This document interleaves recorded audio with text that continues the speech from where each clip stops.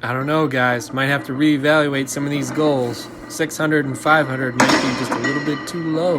We'll have to see what next week brings.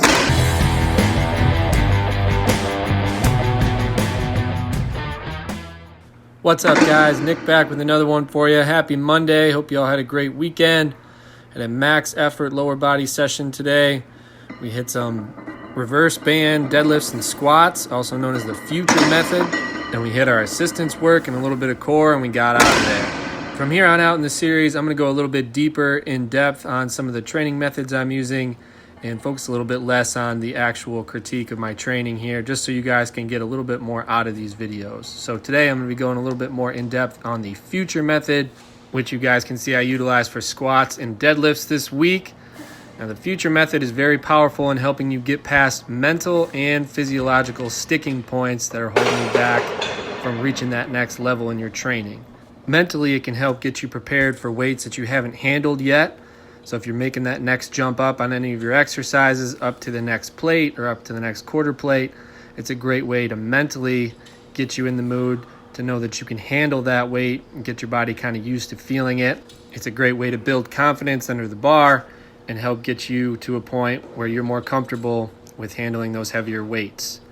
Physiologically, it helps you get past the Golgi tendon organs. And what these are attached to your muscle spindles, and they act like a governor does on a car. Now, everybody's got their car. You see on your speedometer, maybe it goes up to 200 miles an hour. But if you put that pedal to the floor, you're only going to be able to get up to maybe 140-ish.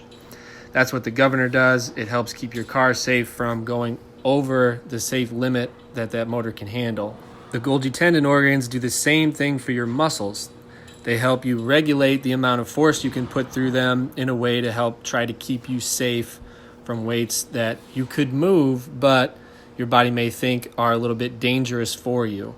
So when we load that extra weight up on the bar, this is a way to override those and kick into those higher threshold motor units and muscle fibers that wouldn't regularly get used in a safer way. This is a much more advanced method. I would not recommend it for beginners or people with under a few years of experience under a bar, and if you're very, very familiar with your exercises, so keep that in mind. And there are a few parameters to follow to keep it safe, even for people who have been doing this for a long time, and I'll go over those right now.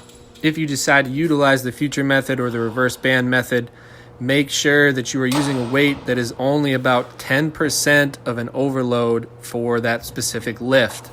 So for me today, I had about 50 pounds taken out of the bottom on my deadlifts, and I had about 50 pounds taken out of the bottom on my squats.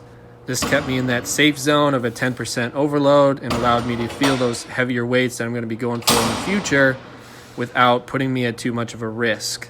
Point number 2 with the future method is you want to make sure that the tension is even on each side. And again, I told you guys in the last video that I utilize a handheld luggage scale to make sure that I have the same weight on each side. Again, you're going to set your bands up and you're going to pull that down to where the bar would be and see what the tension is. So that's how I figured out that it was 50 pounds taken off on both the squat and deadlift.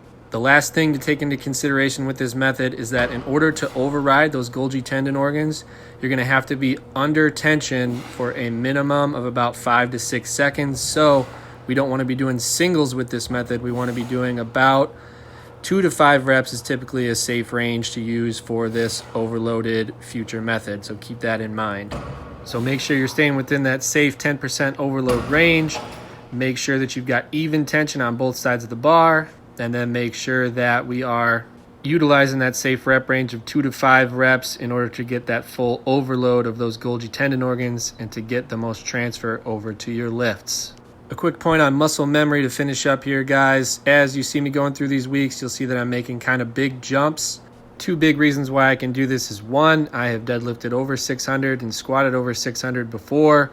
And 2, I'm coming off a period of really restrictive dieting, so my body is like a sponge and I'm really responding well to training. So keep those things in mind. Muscle memory plays a huge role here. Anyways, that's all I got for you guys today. Stay safe out there and we will talk to you soon.